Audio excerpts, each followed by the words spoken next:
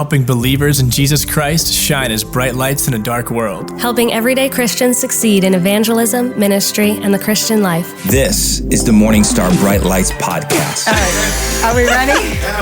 We're ready to go. We're ready. Hey, everybody. Welcome to Morning Star Bright Lights podcast. I'm Corrine James, your host, and today our guest is Jessica. She is one of the hosts of 90.1, and she has written a new book that we're going to talk a little bit about. So, Jessica, welcome to the show. Thank you so much for having me, Corinne. It's great to be here.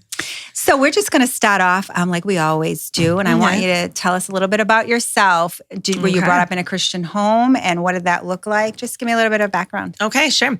Yeah, we grew up actually Catholic until I was in 8th grade, and then my parents had a friend who invited us to their church, and it was a Protestant church. My parents were like, yeah, sure, let's go. They brought the whole fam. And we started going there and attending, and it was way different than what we were used to, but we really liked it. The pastor was great. And, we didn't really know much about being saved or being born again, but when they had an altar call, I remember my dad saying, they invited us to raise our hand, and accept the call, and my dad did, and he elbowed all of us down the line to raise our hand. No way. That is so funny. Yeah, he's like, no more choices by yourself. Yeah. This is all in line with what I'm doing. That's right. So funny. So we were, forcibly accepted Jesus. And then we started, attending youth group and things like that. Me and my 2 older brothers. And then it wasn't until we went down on a trip to Florida with our youth pastor on an Aspire the Fire trip. And I gave my heart to the Lord then. And that was when I made the choice myself. Do they even have, I remember Acquire the Fire. And, Let's back up. I think you mixed Aspire, which is a women's conference you just went to. Correct? I didn't go. I didn't go. No, I couldn't make it because I was on air during the fundraiser. Right. No, okay. yeah, Acquire the Fire. Listen. It is my time when I accepted Jesus, I remember that very well. I might just... Can we start over? No, because I absolutely love you. I can't even. I'm already crying. I'm laughing so hard. I can't. So this is just Acquire the Fire. Acquire.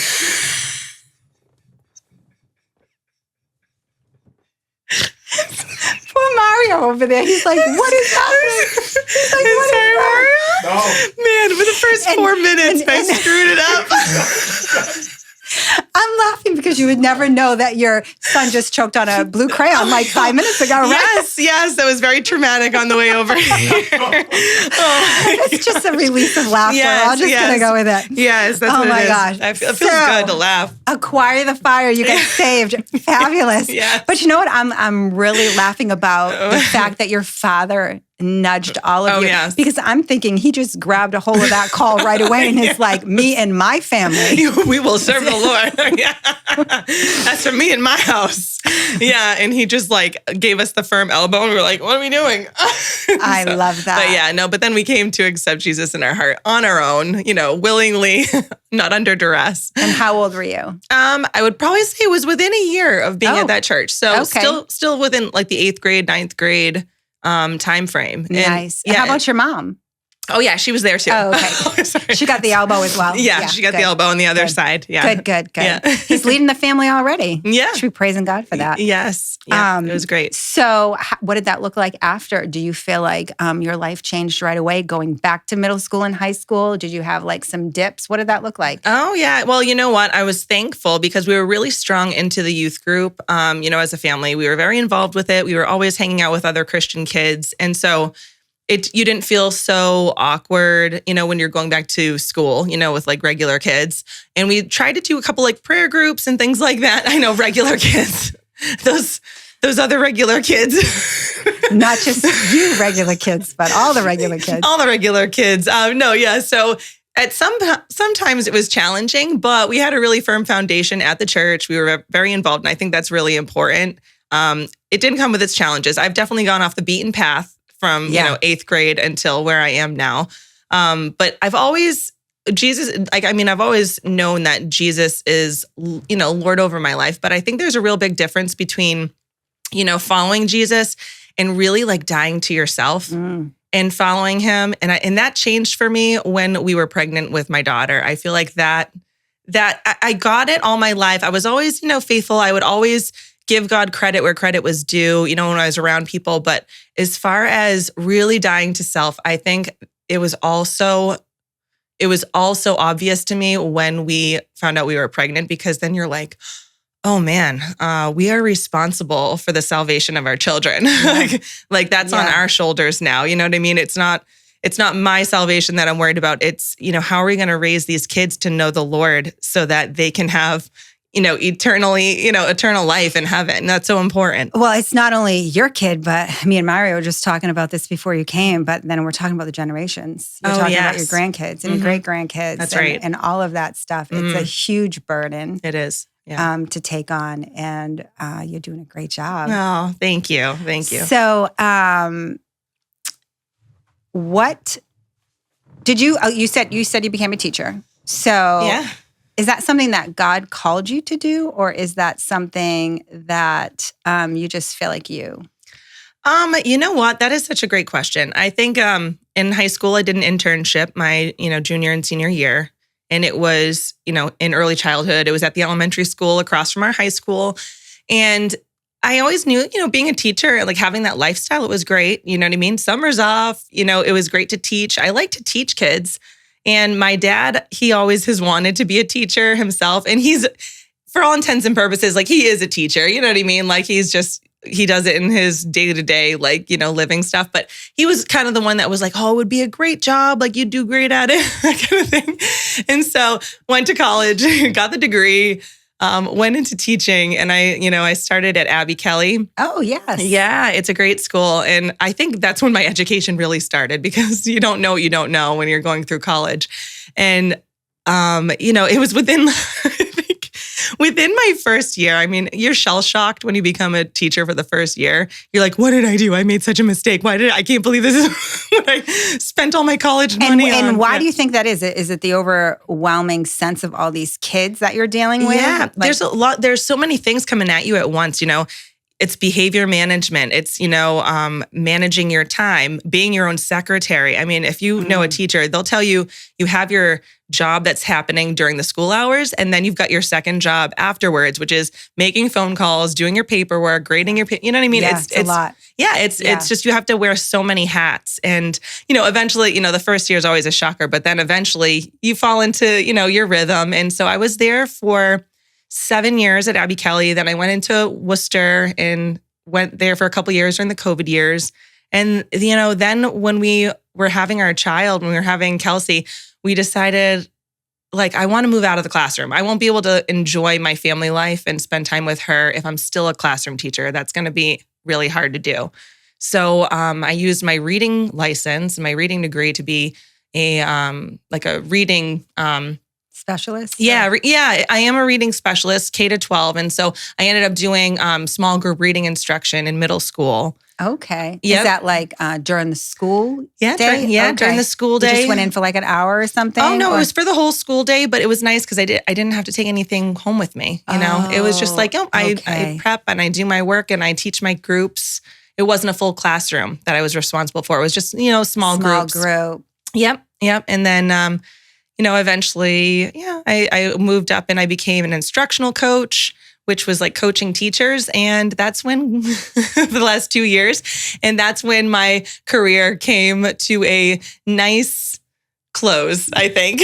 Okay. Yeah, it was something that, I got laid off in the district that I was in, and I wouldn't have left the job willingly. And in God's way, I had been praying for 3 years. God, allow me to be home with the kids. I want a job where I can be home with my kids for those, formidable years.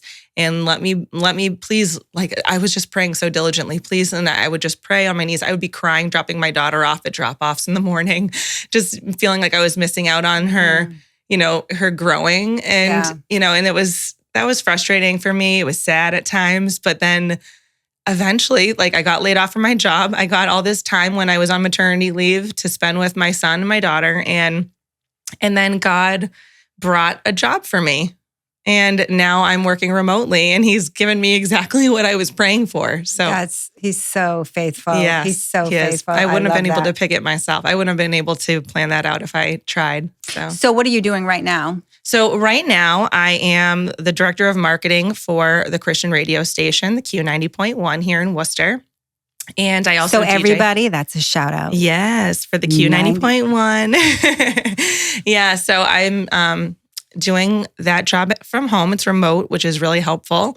And I am also DJing for them on Sundays from 4 to 8. So that's what I've been doing right along. And then they knew about me. They had a relationship with me. And when this opportunity came up, they knew I was looking and they offered it for me. So what's the difference? So you're saying you're DJing, and what's the other thing you're doing? The director of marketing. So okay. I'm responsible for getting businesses to become partners with us. Gotcha. And put their ads for their business on air. And I believe Morningstar is. Yes, and Morningstar is. In fact, we just made them the official bookstore of the Q90.1. Nice. Yes. So they have a permanent. Together. Yeah, so they have a permanent placement on our website now. Nice. Yeah, That's so good. Yeah, and I'm hoping that really it becomes a really helpful relationship back and forth. Yeah, that'd be great. Yeah. I want to go back a little bit Sure. to what you said about dying to self. Oh yeah. We kind of glossed over that real quick, but I want to hear more about that. Is that something you said when your kids came? Yeah, I think when you're having children, and when they're here, you are just honestly, becoming a mother changed me completely, because I realized all the things I used to push back on my own parents for growing up. I made phone calls to them and I'm like, I'm so sorry. Thank you. Thank you so much for everything that you've ever done for me. Yeah. And I remember having these really, deep heart to hearts with my parents and being like, I am so sorry. I gave you so much grief over that circumstance. How old are your kids? Oh, they're only 4. Oh my gosh. You're already apologizing. No, they're only 4. I know, but you know what it was? It was like the sleepless nights, the nonstop, the giving of yourself, the never having any time for yourself. And it was just it was so apparent to me, wow, my parents and my poor mom, you just give up your whole life to have kids. It does. It just changes everything. And so dying to self is part of that. It's you learn. I used to call myself a very selfish person. I'm a self-proclaimed selfish person. And for a while I was just there's no way I could ever have kids. I was Is this that when person. you were married or before you were married? No, I wanted kids. I just could never be home. I was I don't know how anybody would want to be home with them. Okay. Who would want to stay home? Isn't it funny how God humbles you? Yes. When you act no, I'm not doing that. And he's oh yeah, you are. Yes. Yeah. Yes. And I'm telling you, it was I was I don't know how people can't, would stay home with their kids all day. Oh my goodness. I would not be able to. And the moment that she was born, I was I never want to leave you. Yeah. And so it just changed me. And then I realized in order for me to raise our kids knowing the Lord, I need to be a model of what that walk looks like. It doesn't have to be perfect, and it's never going to be, but I need to be a good representative of what it looks like when you are humble, what it looks like to serve others. These are all things that if you're a selfish person, because you were single and you're going wherever you want, you hop in the car and go to eat at a restaurant. You can't do that when you have kids. No. And so when you do that, you think to yourself, okay, when we argue in front of you, we need to show you what forgiving each other in front of you looks like too. When we make mistakes, you have to humble yourself. And where I used to be able to hold a long grudge, and not do the right thing. Now I'm saying, okay, whatever I'm modeling is going to be watched and received, and it's going to settle in their heart, and that's what it's going to be a part of them. Because there's so many things that they're learning, but they don't know they're learning. That's right. They're not being taught it. No. It's just happening. Right. They're just absorbing it. Exactly. Yes. Exactly. I remember my husband saying to me once, I don't understand it. You just had this huge fight with our daughter and now you guys are fine. And I'm well, that's something that God like you said, changed in me was that this is still my daughter. I still love her. We can have disagreements. We can even argue, but she's still my daughter and I still love her. So it's that reconciliation quickly. Right. Quickly. Right. That's important. Instead of shutting down, like I was brought up in a home that, oh my gosh, you never came out of that. Like it was always under that. Yeah. So that was just a blessing and a generational curse broken. Yes. That when he noticed that, I was like, wow, I didn't even realize. So when you're spending time with the Lord and you're praying for your kids and you're praying about this, God just kind of does things organically sometimes. And you're like, oh, wow, I guess I just forgave her. I didn't even know that. Like we just moved on. How did that happen? It's right. And when it happens, you're so grateful for it. And it's a change that you didn't realize you made, over time. Yeah, you're right. So you made that change. Good for you. That's important. No, good for you. Good for God. Let's just be honest. Yeah. So tell me about your husband. How did you guys meet? We met at a restaurant very late between the hours of midnight and 2 a.m. And what were you doing between midnight and 2 a.m.? Like I told you, when I fell off the wagon and off the beaten. You were worshiping the Lord down there at that restaurant at 12 to 2, weren't you? Unfortunately, I was out with a girlfriend and we were just like unwinding after a long week. I worked with her at the school. And God love her. At that point, I was single for a long time. I was doing the, online dating. Anyways, mortifying. But I remember just feeling, because I always wanted to be married. I wanted to be married. I want to have a family. I knew that about myself. Yeah. And so being single and waiting and, just looking for the right person, it was a long year. And I remember that one night in particular, I called my best friend and that was her. And I said, I feel like everybody has plans tonight except for me. I said, it feels so lonely. I'm so tired of being lonely. Yeah. And she's just like, let's just go out. You and I are going to go out. We're going to have some girl time. And, and lo and behold, I met my now husband. Wow. I met him during that very small window of time at that restaurant, which is still open. But which restaurant you got to tell us? It's Funky Murphy's on Shrewsbury Street. Murphy's. Yeah. That's like a flashback. How old are you? Are they still there? Oh, yeah. Oh, my I haven't been in a long time. I'm 37. Well, the kids can't really go to Funky Monkey. Yeah, Funky Murphy's. That's all right. We're even. I said Aspire the Fire. You said Funky Monkey. Funky Monkeys.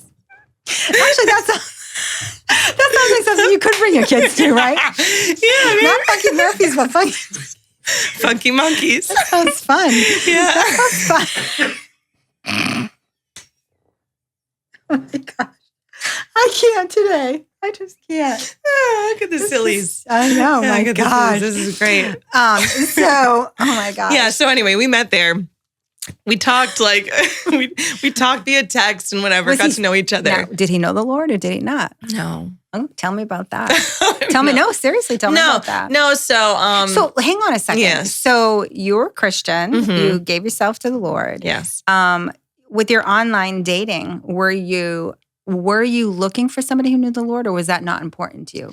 No, I was looking for someone, but they are very few and far between, hard to come by, or at least on those dating apps. Yeah. But I was always. They have Christian dating apps, don't they? Yeah. Not same. I'll be honest. Yeah, sure. I'll be honest. I was on one of them. Wicked creepy people. Really? Oh, I mean, I'm embarrassed to say. And I'm not saying everybody is, but there were some creepos for sure. It was kind of distasteful as a turn. Good to know.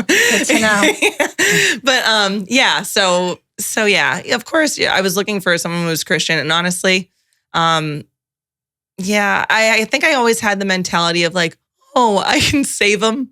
They call that something. I can't think of it right now, but the Christian who thinks they can I do. I'm trying to think what it is. Yeah, there's a name for it. Marrio, can you step in there? Do you know what it's?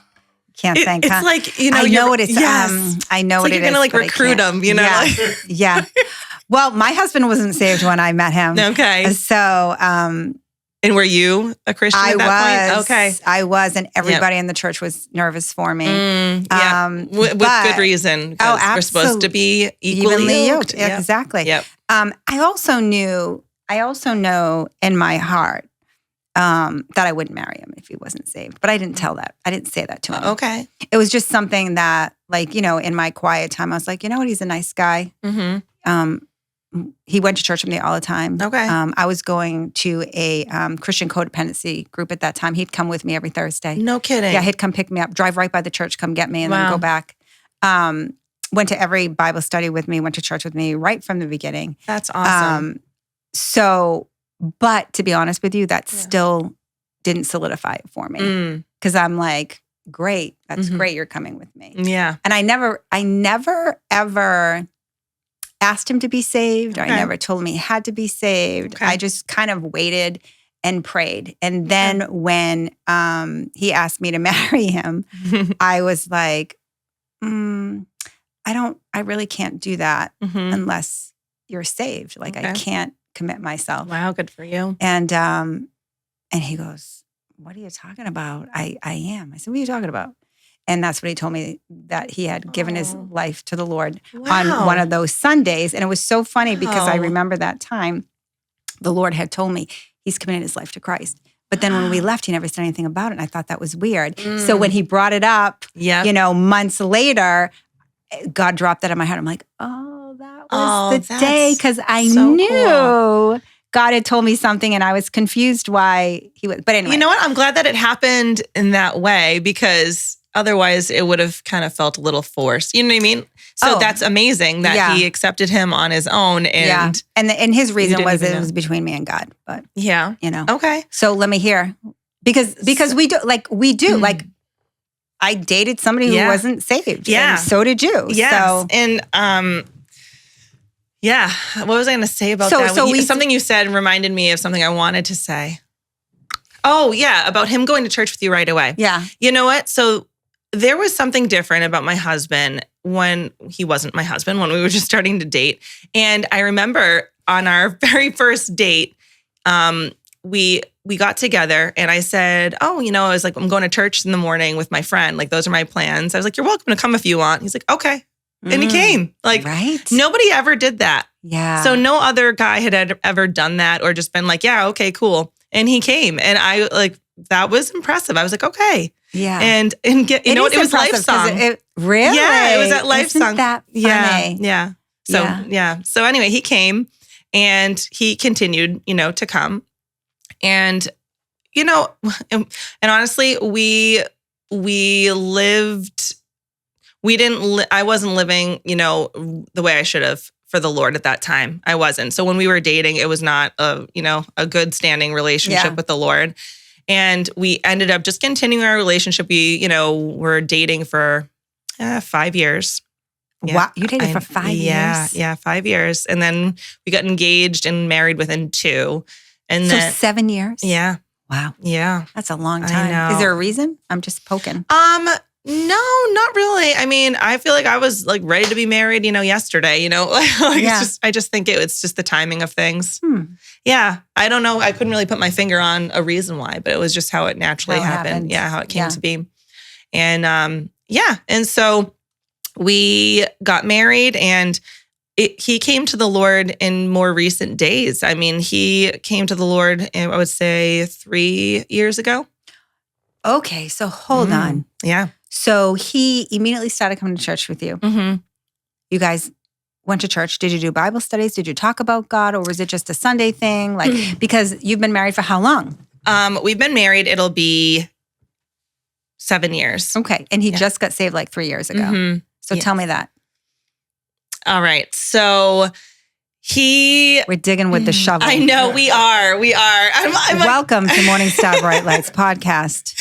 So I don't even know if to be honest, as an aside, I don't know if he would be okay with me totally sharing, but he's a recovering alcoholic. Okay. Yeah. So, and I don't know if he'd be comfortable with me sharing that part of his story, but it is the reality of the situation. So, to be honest with you, you can be saved and be addicted, and God's working through that. Yeah. So, do you know what I'm saying? Yeah. So that to me doesn't discount somebody from being saved. It just means they're struggling with something. that God is working them through. Yeah, no, and that's totally true. But I think it was when he was hitting rock bottom is when he gave his heart to the Lord, when he really, he surrendered, he surrendered So his he life. knew God. He agreed with everything. You know, it was whatever, but it was the reality of God meeting him in that dark place. Yes. Yeah. And I don't think that, like we would talk about God. We would have honest conversations. And I told him,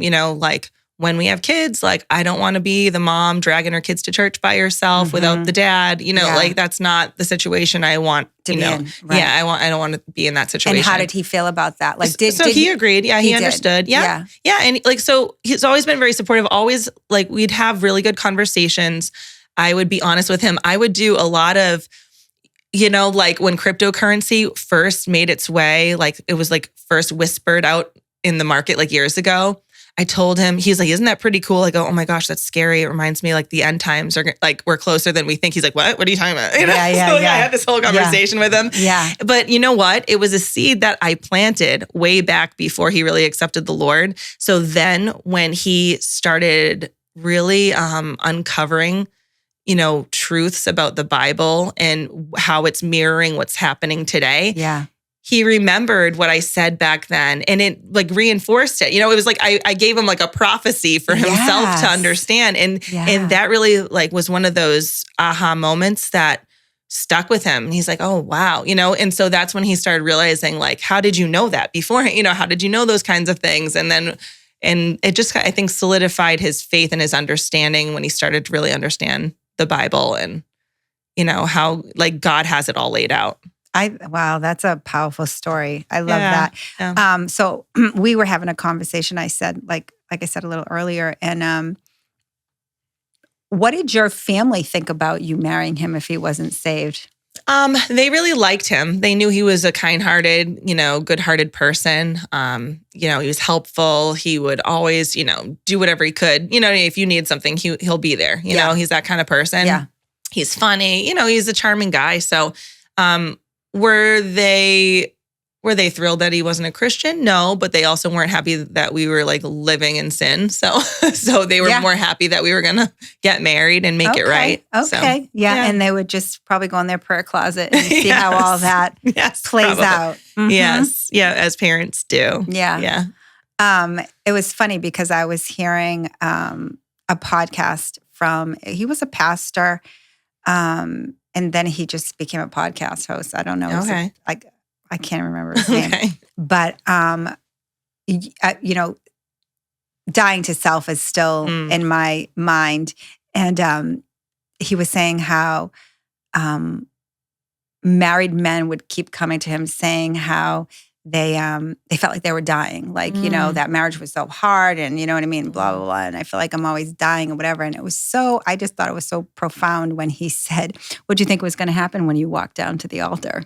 Oh, And so I never thought about that with kids. Wow. But how, yes. like not only is it I guess you could say it's like the first step to dying to self when you're married because you have to, like if you're selfish, you have to be like, oh, shoot. Yes. Like he doesn't want to do that. What does he want to do? Or she wants to go to church. Well, then I guess I'll have to go. Right. You know what I mean? That kind of sacrificing to what you want and what the other person wants. And then, that's the first part. And then when you have kids, it's like a deeper sacrifice of what did I just do? Yes. No, it's true. I mean, you have to have grace for your spouse all day, every day. The things the little small annoying things that might drive you crazy. You can't let them drive you crazy. I don't know what you're talking about. I know. Nobody there knows are no annoying, especially not from me. No. Yeah. No. I mean, we're nothing annoying. We're perfect. They're perfect. Yeah. There's just We're living on cloud 9. Yeah. Yeah. So you realize really quickly, like I can make this. This could be a hill that I die on, or this could be something that I breathe in, breathe out, and let go of. Yeah. And I think that's a really hard lesson at first to learn. But if you want to have peace with your spouse. Right. Or in your family. Like, are you going to fight to be right? Right. Or are you just going to sit back and listen and go, That's right. Because, do you ever listen to Dr. Kim Kimberling? Never heard. Oh, he's a Christian marriage, marriage therapist. And he's awesome. He has a podcast. He's really great. But he talks about, if you win the argument, you've lost. Yeah, you lose. Yeah. I love that. Yeah. If you win the argument, you lose. Yeah. Because you're just hurting the other person. That's right. Yeah. There's no winning when it comes to an argument. You just, the winning comes when you are forgiving and graceful and gracious and you let go of things. That can be really difficult. You know what I mean? To do that. Because I think sometimes you're programmed to be right. That's right. You know? Absolutely. So we're going to talk a little bit now because you wrote a book. I did. So tell me a little bit how that came about. Okay. Is that something you always want? I mean, you just said you were kind of like an English teacher. Well, you read was... Well, yeah. I mean, so I was an early childhood educator. I would read kids' books all the time, to my class and stuff. And I just loved reading kids' books. When my daughter was born, that was one of our favorite routines is reading books. And I started really looking for some Christian content and Christian children's books so that we could reinforce what we're teaching at home, because if they see it in a book, it's like, oh, wow, this is what we talk about. Yeah, exactly. And so that was, always something I read, but it's hard to find a lot of Christian, bedtime stories or regular stories for kids. There are some out there and there's many, but I think there could be a lot more. And so I don't know. So I would read bedtime stories with her. And then when she was 2 years old, she started getting to that point where she was feeling like kind of scared or nervous to go to bed by herself. And what we would do is we would recite Philippians 4:8, whatever is true, whatever is noble. And we would keep reciting it every night. And I would just say it out loud for her while she was on my lap. And then eventually I would start leaving out some words and she would be filling them in. She'd be filling in the blank. And I'm like, oh my gosh, this is so cool. So scripture memory. Yes. And I was like, oh, wow. And then I'd leave out more words. And all of a sudden she at 2 years old would be able to recite that whole scripture before bed. And then we would start thinking about all the beautiful things that God put on our planet for us to enjoy. And then she would eventually be happy and go to sleep. Nice. So when this idea came to me, it was a January night, 10 p.m. I can remember it so clearly. I was laying down in my bed and I just got this nudging, write down these words right now, in your phone. And I thought, I was like, it would be so great to have a children's book that breaks down a Bible verse for kids to understand and makes it relatable for them. And all of a sudden, these words just started coming to me based off of Philippians 4:8. And within an hour, I was typing them into my phone. I had the whole thing written out. Really, almost to the T what it is right now. It really without any changes. And I think about that, the correlation between when we read the Bible and everything written is God inspired. And he's still doing that today. Yes, absolutely. So everything he gave you this book is God inspired. I believe that. Oh, absolutely. Yeah, absolutely. I couldn't have done that on my own, on a whim, even if I sat down and really thought about it for a while. Right. It was just they came so easily. That's why I know it's not me. It wasn't me. And so I had those words that January, and then I just sat on that information. I just sat with these words in your phone, in my phone. For how long? Until April. Wow. Yeah. So I didn't tell a soul. I didn't tell anybody. Satan was having a field day, huh? Yeah. You know what? It was one of those things where I feel like I have a lot of these ideas, a lot of great ideas, and then all of a sudden they fizzle out as quickly as the spark came. You know what I mean? That's kind of just how I feel like my ideas sometimes happen. And so I was like, oh, this is just another one of those ideas, and I was really sitting on it. And then I started getting that imposter syndrome. Have you heard of that? Yeah. Who am I? Yeah. Who am I? Yeah. Who am I? What do you think you're writing a book? Yeah. Yeah. And all these ideas were really kind of nagging at me in the back of my mind. I know that's the enemy, absolutely. Because you're going to be sharing God's word with the world. So, why does he want that? Exactly. so yeah. And why would he want you to be used by God? That's right. Yeah. And why would he want me to model that for my kids? Exactly. He wants to destroy your family. He wants your kids to never know the Lord. So, and so, I sat on the words and I prayed and I prayed and I said, God, if this is something that I should pursue, make it very clear to me, please. And so what I started doing was I just started to research how to write my own book. I started doing the research down by myself and I didn't want to say anything. Because you know what? My husband, he is a like problem solver, go getter. As soon as you give him an idea, he'll have it made and done. You know, like he's like that's that. Good. Yeah, that's great. It's a good partnership. Yes, it's not good if you're a person who likes to sit and like mull it over. Okay, well, that's why you sat for months. Yes. And so, you know, so I said, the moment I tell him that I've done this, it's going to be like, okay, like get it, let's do it. You know, so which is great, but I just wasn't ready for that because I had all those negative thoughts going on in my head. And so eventually, after I did some research on how to get it going, what to do first, what to do next, I said, all right, I brought it up to my husband. I said, hey, can I share something with you? I said, I wrote a book, I think. He's like, what? So I read it to him and I told him where the story came from. And then I shared it with him. Like I had all the pictures of like how I wanted it in my head, what the illustrations would look like in my mind. And I described it to him. And I said, you know, it's a mom and a daughter getting ready for bed and they're reciting their scripture. And, you know, she's feeling at peace, you know, once she starts reciting it and they start thinking about all these beautiful things that God has put on our earth for her to enjoy and think about. And then all of a sudden she forgets that she's sad at bedtime and all she has is peace by the end of the story. And he's like, that's really good. He's like, it's actually really, really good. And so he's like, you should have your parents hear it, you know, because he knows that my parents are my, you know, other set of cheerleaders in my life. So I shared it with them and they were like, oh my goodness, that's great. And so it was really encouraging. And all of a sudden that gave me a little wind in my sails. Yeah. And to, you know, start to really pursue the journey of making a book. It's like God started with you. So it's an authentic story. Yeah. You know what I mean? It was what God was doing personally in your life that you submitted to, you know, like taking that time with your daughter to recite the scripture and how he worked that out in you first. And then it was like he was birthing that book then. And then it was like, okay, now you need to take this, your experience with me and your daughter, and you need to write it all down. So praise God. I just love that. Awesome. I think that's so great. I'm so thankful.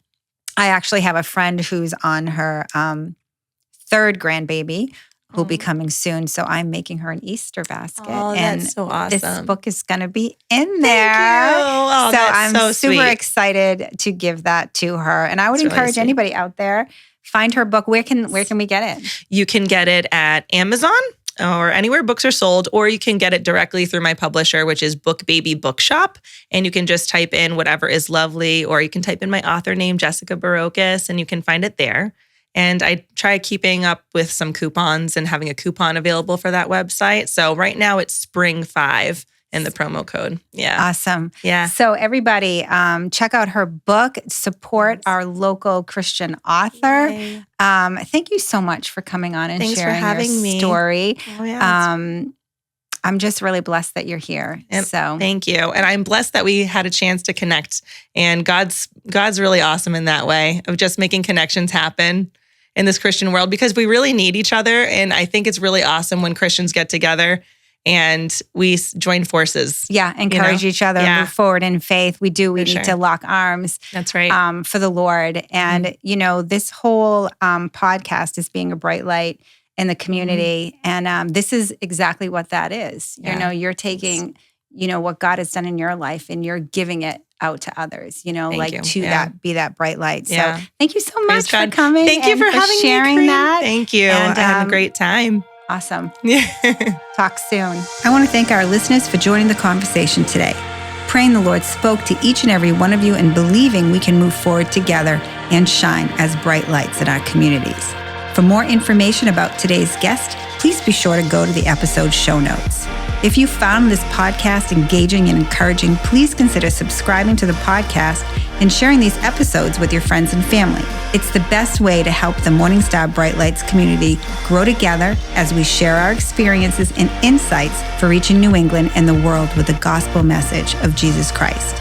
If you or someone you know is shining the light of Christ and feels led to share what the Lord is doing and has done in and through your life, we would love to hear about it. Please go to podcast@morningstarbookstore.com and leave us a message. Visit our Morningstar Bookstore locations and discover our wide selection of Christian books, Bibles, and gifts. Also visit our website at morningstarbookstore.com for more selections and direct-to-home shipping. On behalf of the entire team at Morningstar Christian Bookstore, thanks for joining the conversation.